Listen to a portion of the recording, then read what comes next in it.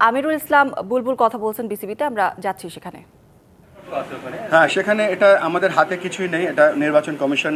এবং আপনারা জানেন যে মাননীয় জজ বা ঢাকা আমাদের যে জুডিশিয়াল ডিপার্টমেন্ট সেখানে তারা গিয়েছে, সেটা আমাদের হাতে কিছু করার নেই।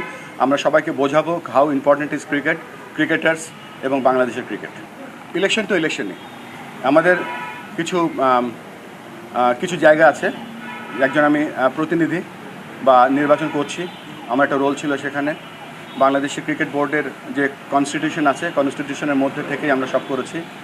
এবং একটা জিনিস ক্লিয়ার করতে চাই আপনাদের কাছে, এখানে আমার একটা চিঠির বিরুদ্ধে একটা রিট হয়েছিল, এবং সেই রিটটার কারণটা ছিল যে আমি একজন ক্রিকেট বোর্ডের সভাপতি, এবং সেখানে যখন আমার বরাবর চিঠিগুলো এসেছিল, এবং সেই চিঠিতে কিন্তু ক্লিয়ারলি বলা ছিল যে বাংলাদেশ এই এই এই ইলেকশনের তিনটি গুরুত্বপূর্ণ জায়গা। একটা হচ্ছে যে জেলা এবং বিভাগীয় ক্রীড়া সংস্থার যিনি সভাপতি, তিনি হচ্ছেন জেলার ক্রীড়া সাধারণত জেলা প্রশাসক হয়ে থাকেন, তিনি সই করবেন। একটা জেলা ক্রীড়া সংস্থা যেহেতু নেই, এখন একটা অ্যাডহক কমিটির মধ্যে আছে, এবং অ্যাডহক কমিটির মধ্যে একজন ক্রিকেটার হতে হবে বা ক্রিকেট সংশ্লিষ্ট ক্রিকেটের অর্গানাইজার হতে হবে।